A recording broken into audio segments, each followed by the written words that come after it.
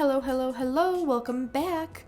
Okay, so this is the next video that I promised in my update video, which is Mieruko-chan. Really quickly here, it talks specifically about Ghost, it talks specifically about the weird, not really deities of shrines that also, like, pepper Japan. It talks about a lot of stuff, and I'm going to try to make this as cohesive and coherent as possible. So really quickly here, my thoughts on Mieruko-chan. Oh man, a solid 7 out of 10. Because, no offense, so much perv shots are in this, and like, unnecessary pervy moments that I was high-key uncomfortable and I wasn't having it. I was just like, I like this show, I don't like it that much. Moving on though. Why I like Mieruko-chan. Mieruko-chan follows, right, the main character, as she realizes she can see ghosts. And she doesn't know why she can see ghosts. She just suddenly one day has the ability to, and it freaks her out, and she's trying really, really hard to play the, oh no, I've gone blind, I can't see them at all, under the impression that if they know she can see them, maybe they might hurt her, which for the record is a smart move, because while not all of the ghosts that she meets are malicious, the ones that she has that she's actively, unintentionally said hello to have been malicious. In the show, she accidentally waves to what she presumes to be a little boy with a balloon that turns out to be a very angry, vindictive, maybe demon? It's very unclear. And because I have never read the manga for this, I actually had to ask my editor, Celestial, right, just point blank, hey, because I'm learning Japanese and reading it, at the ending episode when they focus on the shrine, I had to pause and like squint. It's a bad kanji, right? And he was like, yes, that is a bad kanji. And I was like, fuck yeah. So the reason why I bring up the shrine that she goes to in the anime is because they go to what they presume to be like an actual for realsies shrine with her best friend Boobs Mackenzie. And yes, her friend's real name is actually Hana, but every time I saw this girl, all I could think of was Boobs Mackenzie, because she looks like she's drawn by a hentai artist, and then I recall the guy that drew this manga and did this manga made his bread and butter in the hentai sphere, so I'm not even going to be mad about it, but I'll be damned if I'm going to actually call her by her name. Boobs Mackenzie is her name. Her other friend that she gets later who can also see ghosts is just Twig McGee, because she's younger, she's skinnier, and she's not as powerful as the main character. Like, she can see ghosts. Really, really low-level ghost. And she assumes that, Mieruko-chan is looking down on her, and it's not. She's just constantly terrified of all the ghosts she can see and has to just straight up ignore them. And I'm like, this is actually really good writing for horror of things that people can see that you just don't have to, like, voice. It makes me think of The Sixth Sense. The Sixth Sense being, right, that the little boy in that can see ghosts. And when he tries to explain to people that he can see ghosts, they outright dismiss it, or worse, they say that something's wrong with your kid to his mother. Not knowing that not only is he 1,000% right, but most of the ghosts don't even know they're dead, and if they do know they're dead, they're mean about it. That's what Mieruko-chan reminded me of.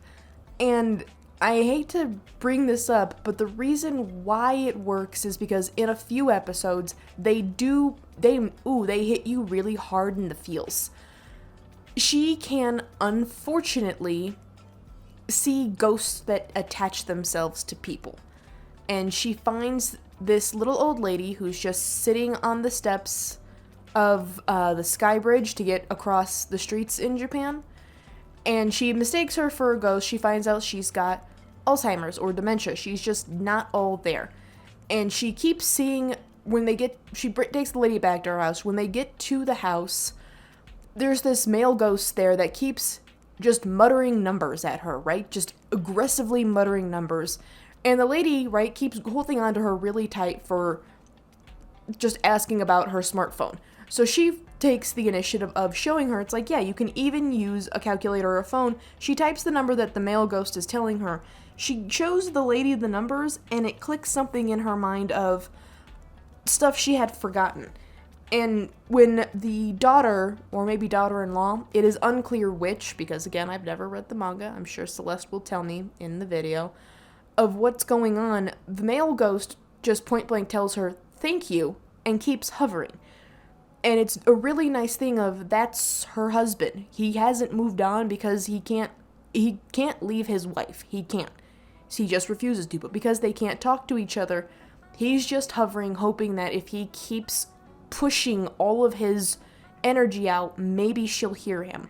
But Mieruko can hear and see him, and she gives him the out of letting the Alzheimer wife get into the safe that she hadn't been able to get to for a long time, and it helps her, like, reconnect with some things. It's not a cure for what she's going through, but it reconnects them. You also find out, spoilers if you want to watch this, her father has been dead for about a year. And you don't know this, you constantly just think she's being a teenage girl and just ignoring him.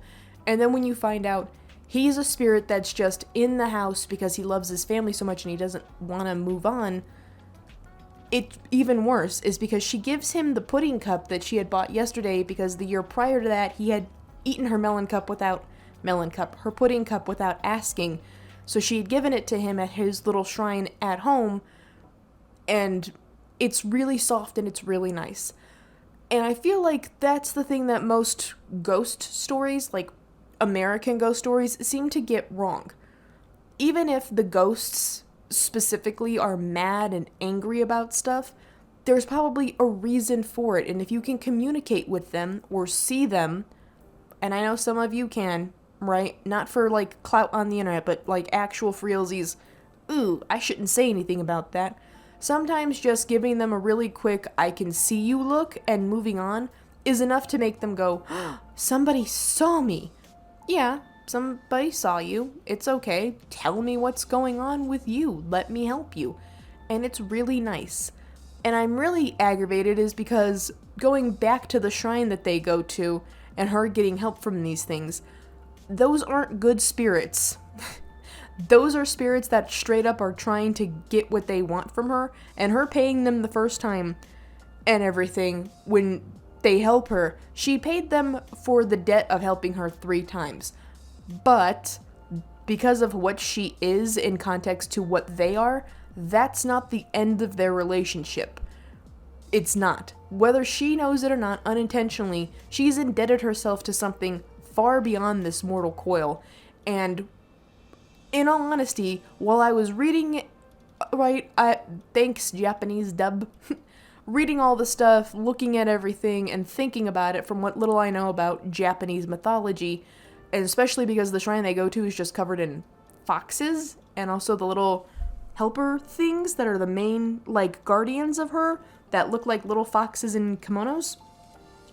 I was like, this is probably more than likely a mountain demon that got conned into being stuck at this shrine, which means it's super aggro. From the word go, it's super aggro. And as much as people sit there and try and tell me, oh, but foxes in Japanese mythology are good, not all foxes in Japanese mythology are good. You guys are thinking of specifically the foxwife mythology, which is female foxes that take on human form to get human male mates for the sole purpose of making more fox demon children that can't be hunted because they're human. That's what that mythology is. Counterpoint to that, there are actually trickster foxes whose entire demographic is, if I help you, you are in debt to me for a whole hell of a long time. And that is a thing. And despite what people keep trying to tell me of, oh, it doesn't sound that bad, it eats people, Susan. It is bad. But she doesn't know any of this. She doesn't know that her friend Boobs Mackenzie is so high on the spirit energy thing.